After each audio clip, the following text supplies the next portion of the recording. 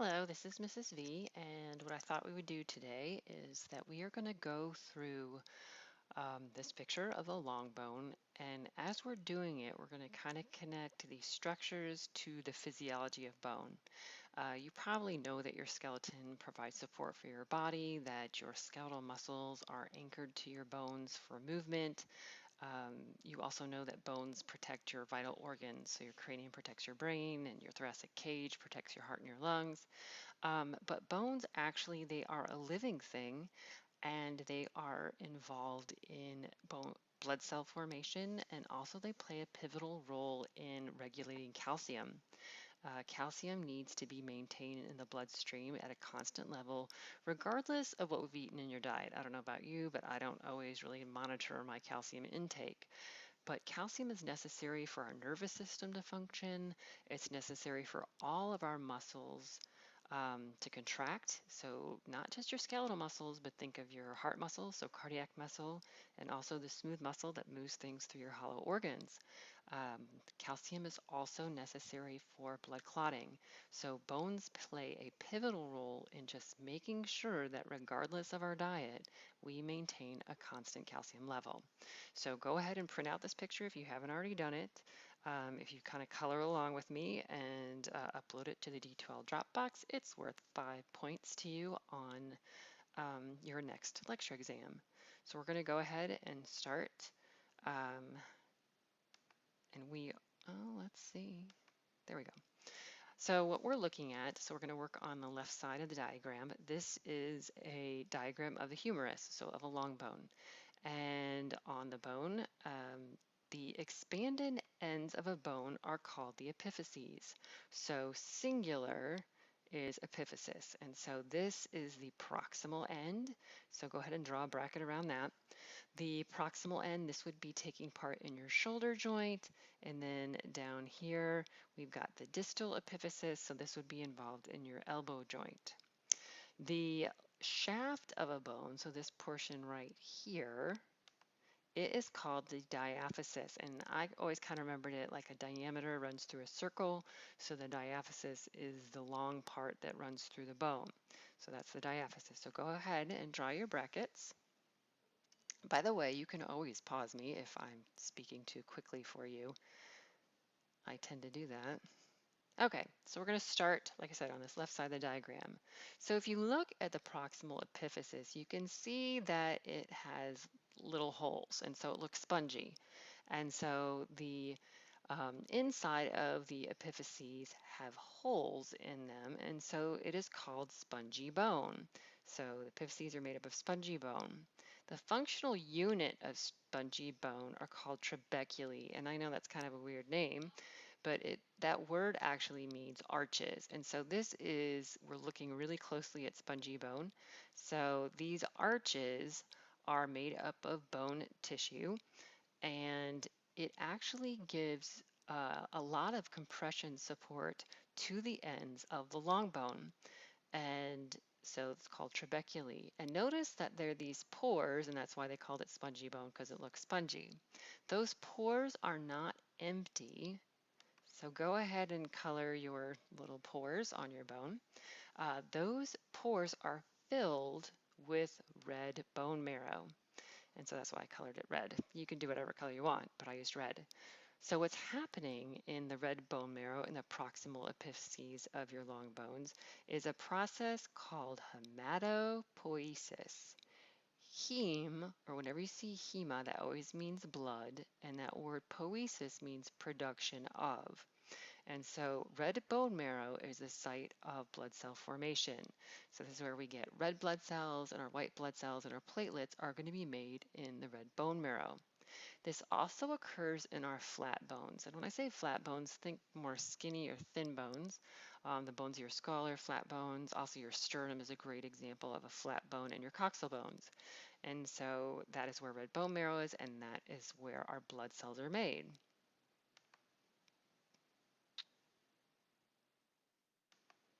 Okay, so hematopoiesis. The distal epiphysis is also spongy bone, but it is not going to be filled with red bone marrow, so we really don't have hematopoiesis happening in the distal epiphyses.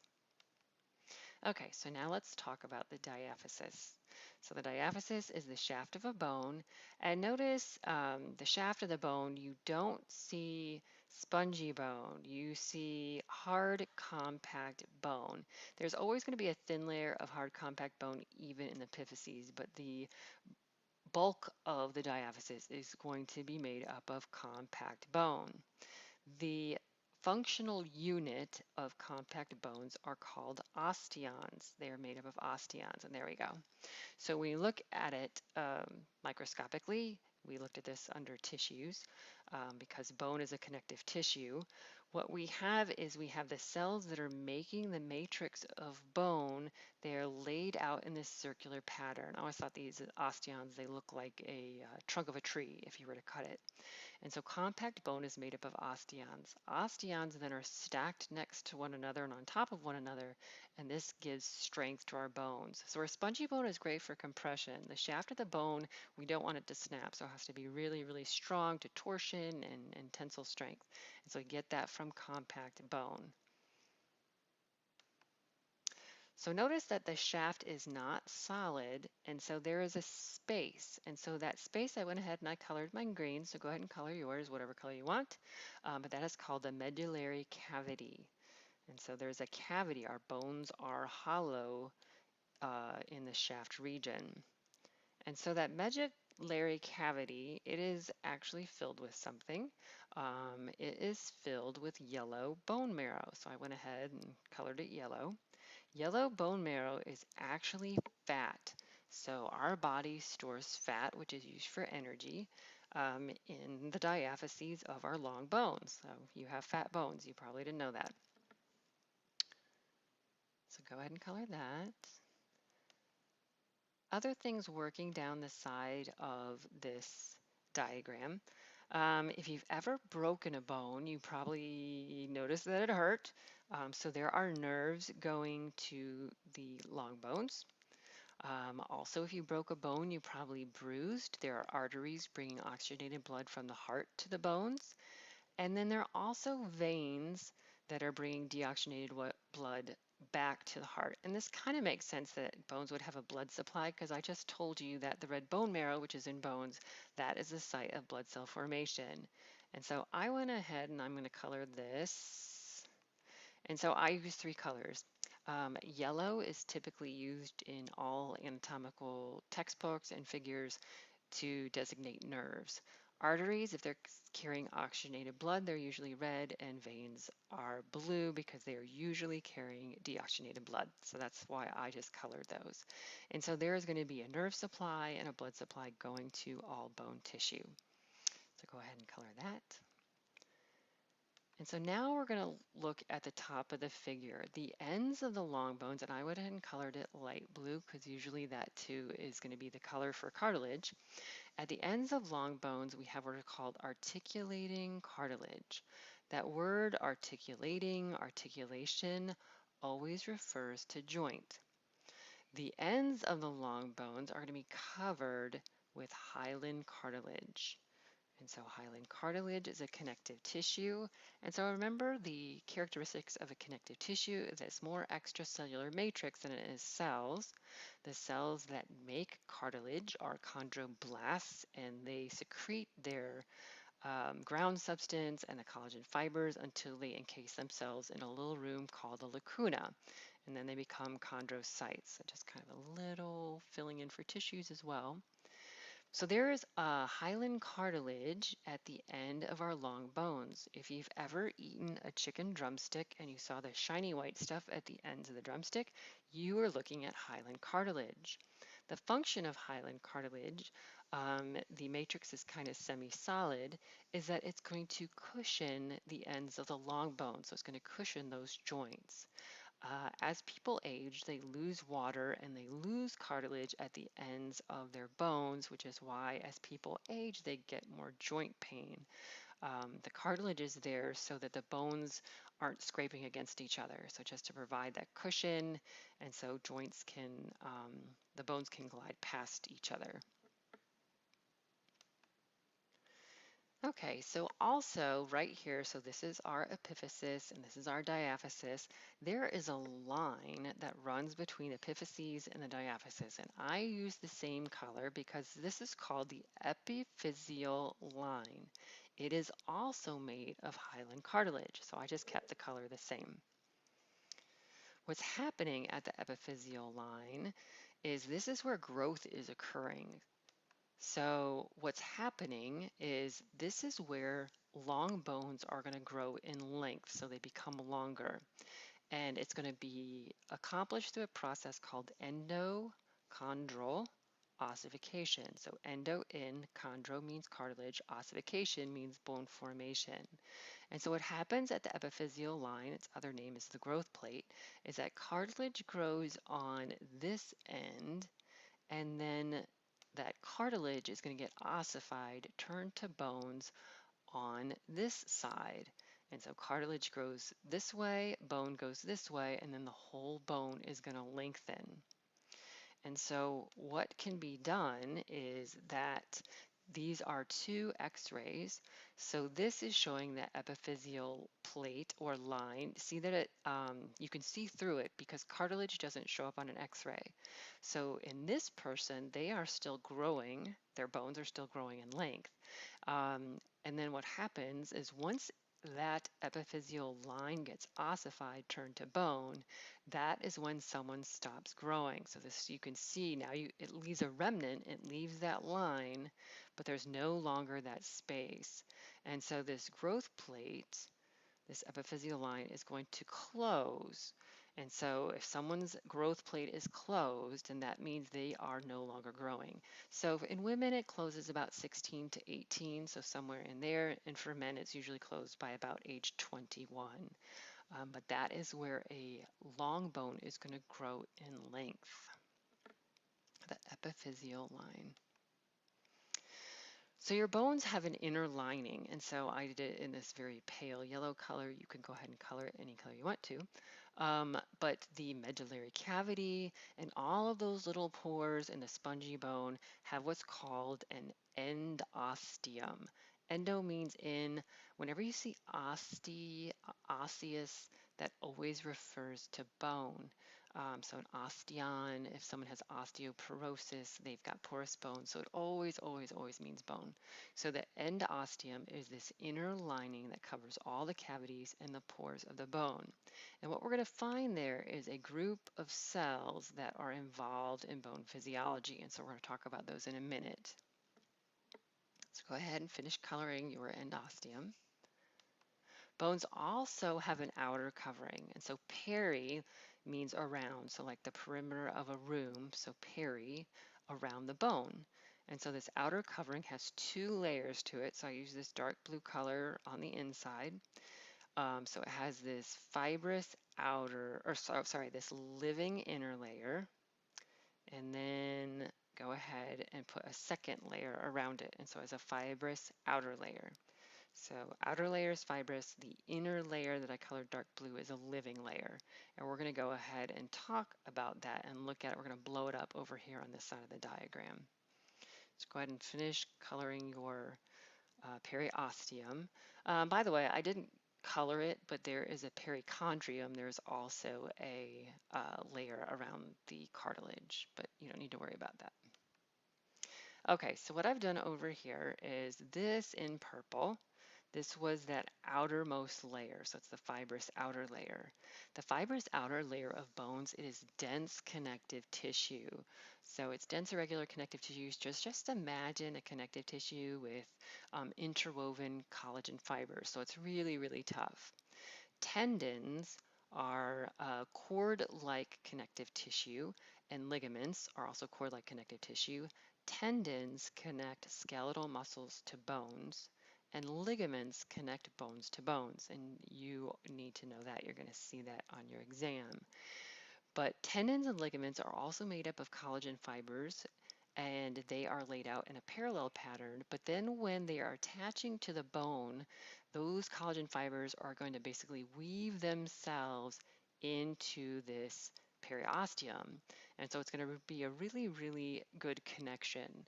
And you don't often hear of skeletal muscles just completely tearing away from the bone, or the ligaments, while ligaments can tear, they usually do not come disconnected from the bone. So the fibrous outer layer is going to be connected to the tendons and ligaments. So they're basically woven in. And so that's the outer layer. And then the inner cellular layer is going to be made up of these cell types, which we're going to go through. So I wrote about them over here. But I don't want you to think that that outer fibrous layer isn't connected to the bone. So this is showing you this is the compact bone sides. I've just kind of blown this up right here. And so that outer fibrous layer is connected to the compacted bone. They're what used to be called Sharpie's fibers. That's the old kind of timey name, but I think now they're calling them perforating fibers. So go ahead and draw some blue fibers and connect your fibrous outer layer to that compacted bone. And I clicked a little too far, so forgive me. So underneath that fibrous layer, but basically on top of the compacted bone, we have these 4 cell types. And this first type, type A, I went ahead and colored it kind of that pukey green color, is called an Osteoprogenitor Cell. And that word gives a whole bunch of information. So osteo, we said, means bone. Pro, like a prologue in a book, means towards or the beginning. And then genitor, this word comes from Genesis, like in the beginning of the Bible. So the osteoprogenitor cell is basically the forefather of all bone cells. And so it is an unspecialized stem cell. So an osteoprogenitor cell can then become our other cell types, either an osteoblast or an osteoclast. And so underneath the periosteum, and then also don't forget underneath the endosteum, we have osteoprogenitor cells. Our next cell type we're going to talk about, oh, there you go, underline stem cells. The next cells we're going to talk about is type B, and these are called osteoblast. Notice there's a B in there. Osteoblast, those are the bone builders. So bone is a connective tissue, and in all connective tissue, there's a cell that's responsible for making the protein fibers and the ground substance of the matrix of connective tissue. And so these osteoblasts, what they do, think of them like bone building addicts, they secrete osteoid, the ground substance, and they also make collagen fibers. And then the ground substance and the collagen fibers, it gets calcified, and then it becomes hard. So it's basically the calcium and phosphate crystals that make our bones hard. And so when osteoblasts are building bone, they are taking calcium from the blood and depositing it into the bones. Our bones serve as a calcium warehouse. 99% of the calcium in your body is going to be in your bones and your teeth, and that other 1% that's free in the blood and free in this tissue fluid, that's going to be really tightly regulated. And so osteoblasts, when they build bone, they are making a deposit of calcium. So it's called calcium deposition. Osteoblasts, as they lay out the osteoid and the collagen fibers, and then calcium is going to then be incorporated in that matrix. What they do is they end up encasing themselves in a room. When they basically build all the bone that they can, and they can't build anymore, they are stuck in a bone room called a lacuna. Singular is lacuna, lacunae is plural, and so I went ahead and I made a circle around mine to remember that an osteocyte is a mature bone cell. It originated as an osteoblast, but once the osteoblast builds so much bone it can't build anymore, then it's stuck inside that bone room, which is called the lacuna. Osteocytes, you can think about them like retired builders.